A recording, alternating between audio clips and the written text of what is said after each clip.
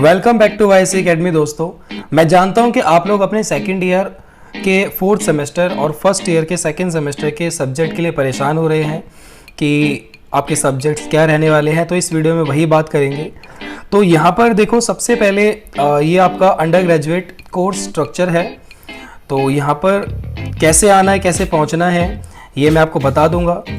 तो देखो, आपको क्या करना है, सबसे पहले इस तरीके का पोर्टल आपके सामने ओपन होगा। इस वीडियो को ध्यान से देखना, एंड तक बहुत इंपॉर्टेंट होने वाला है और बहुत ही ज़्यादा आपके लिए नॉलेजेबल है। तो यहाँ पर देखो, लेफ्ट में आपको बीए, बीकॉम ऑनर्स, ठीक है, पॉलिटिकल साइंस ऑनर्स और ये इंग्लिश ऑनर्स।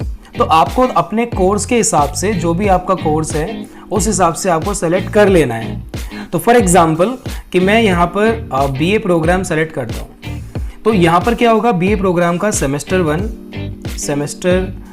वन के साथ फिर इसके बाद आ जाएगा सेमेस्टर 2 और ऐसे ही सेमेस्टर 3 एंड 4 की इन्फॉर्मेशन इसमें आपको मिल जाएगी। पर सब्जेक्ट क्या रहने वाले हैं उसके लिए मैं आपको थोड़ा समझाता हूँ। देखिए, यहाँ पर सेमेस्टर 1 के बारे में आपको दिया हुआ है और आपके जो सब्जेक्ट होते हैं वो 3 तरीके से होते हैं, आपको पता होगा। मैं बीए प्रोग्राम की बात कर रहा हूँ अभी। तो सबसे पहले यहाँ पे लिखा हुआ है डीएससी यानी कि डिसिप्लिन कोर्स, ये आपका एबिलिटी इन्हेंसमेंट कोर्स वाला है। और यहाँ पर नेक्स्ट आपको मिलता है इंग्लिश या फिर MIL वाला सब्जेक्ट। मैं आपको शो कर देता हूँ, ये है यहाँ पे।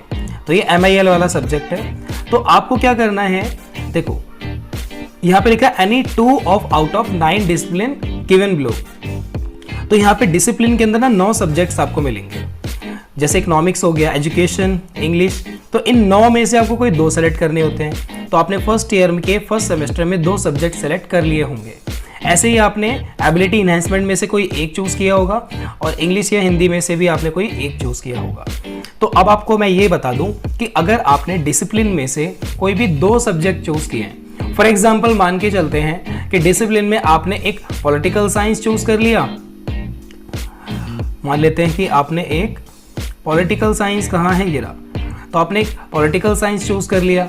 इसी के हिसाब से आपने अपना दूसरा जो सब्जेक्ट है वो आपने मान लो कि किसको ले, मान लो एजुकेशन ही ले लेते हैं, चलो एजुकेशन चूज किया। तो आपका सेकंड जो सेमेस्टर होगा उसमें जो आपके सब्जेक्ट्स रहने वाले हैं ये दोनों सब्जेक्ट सेम रहेंगे।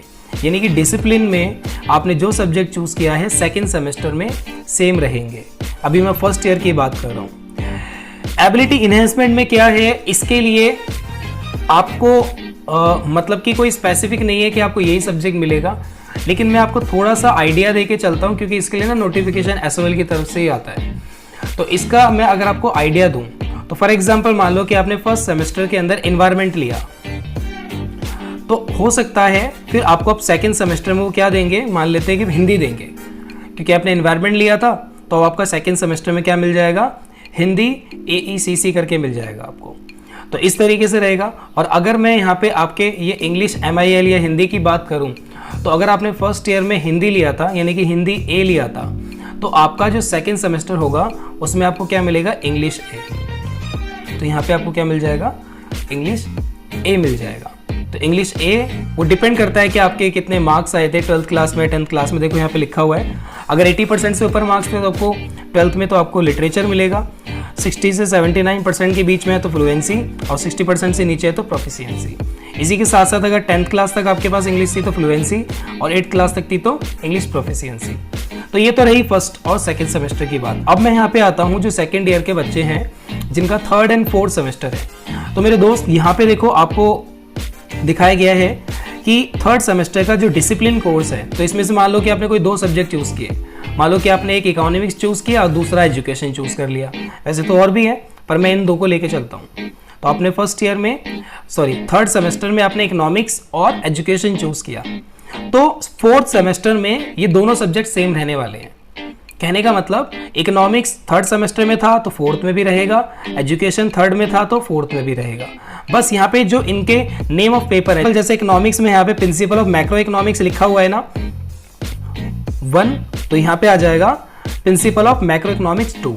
ऐसे ही आपका 3rd सेमेस्टर में अगर एजुकेशन है, एजुकेशन में एजुकेशन इन कंटेम्प्रेरी इंडिया अगर आपके पास ये था, तो 4th सेमेस्टर में क्या हो जाएगा, ये understanding human learning and cognition. तो इस तरीके से आपको आपका सब्जेक्ट डिसिप्लिन वाला सेम रहने वाला है।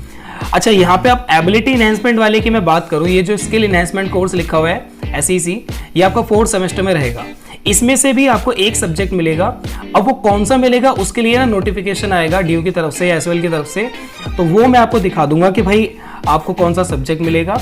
और अगर यहाँ पे मैं MIL की बात करूँ तो MIL में आपको वो मिलेगा जो आपने फर्स्ट ईयर के फर्स्ट सेमेस्टर में चूज किया था। फॉर एग्जाम्पल, अगर आपने फर्स्ट ईयर के फर्स्ट सेमेस्टर में हिंदी A चूज किया था तो आपको हिंदी A मिलेगा। अगर आपने हिंदी B चूज किया था तो आपको हिंदी B मिलेगा। उसी तरीके से C मिलेगा।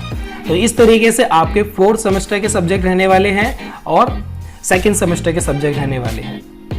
आई होप इससे आपको आपके सब्जेक्ट की नॉलेज मिल गई होगी।